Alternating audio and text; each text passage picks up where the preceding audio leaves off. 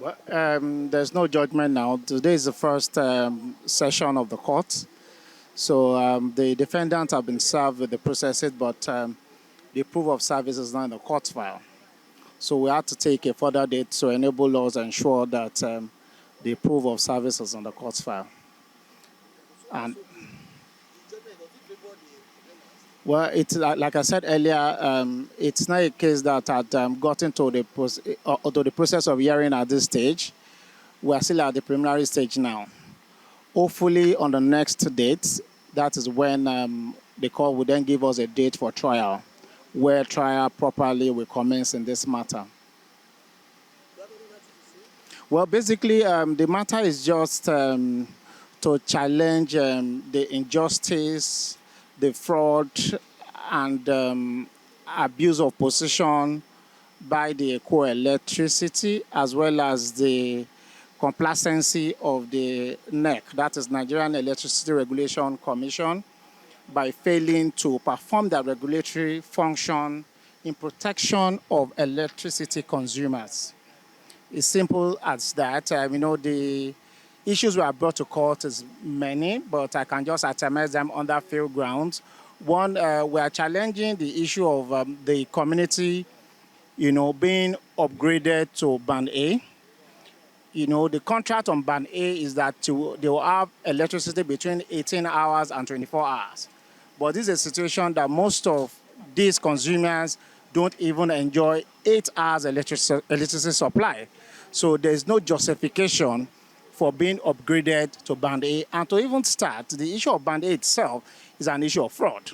It's a game of people that had wanted to enjoy more electricity supply that approached EKEDC or Ikeja Electricity in that regard, and it's on that basis that the idea of, we are ready to pay more if you can give us more consumption.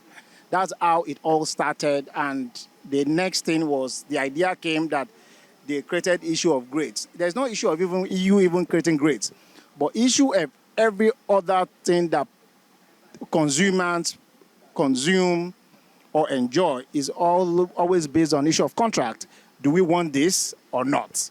So this is a situation that they just decided that they must forcefully put you on the band, whether you enjoy what goes with that band or not. That's on one side. Then on the other side, we're also complaining about the issue of those that are still on the postpaid, that they are even being exorbitantly charged. There is no mode of calculating, assessing electricity consumption. Some of these people that are still on this postpaid, usually during the working days, they're never at home. But the way of assessing this bill is whether they are home or not. And they look at that of electricity facility in the premises, whether used or not used, they are deemed to pay for those facilities. And this is clear injustice. Also, by NEC regulation, which is part of our contention, NEC had stated that it's the electricity distribution company that must provide prepaid meters for their consumers. They had failed to perform the obligation in this regard. And despite the fact that they have failed to perform this obligation, there's also a further regulation that's saying that even when individual who had realized that, that the estimated billing is killing, unjustifiable, over bloated, are decided to now personally obtain this prepaid meter personally, they have the reason, they have that duty to refund for a period of time that estimated, that the cost of obtaining the prepaid meter. Now, the issue again is that some of those people had not even been paid. Those are even obtained when the meter was 43,000 naira for a single phase meter. And I'm aware that the single phase meter is over 100,000 naira now. Then the issue now is, are they going to be refunded based on the current rate of a prepaid meter or that old rate that they have refused to refund?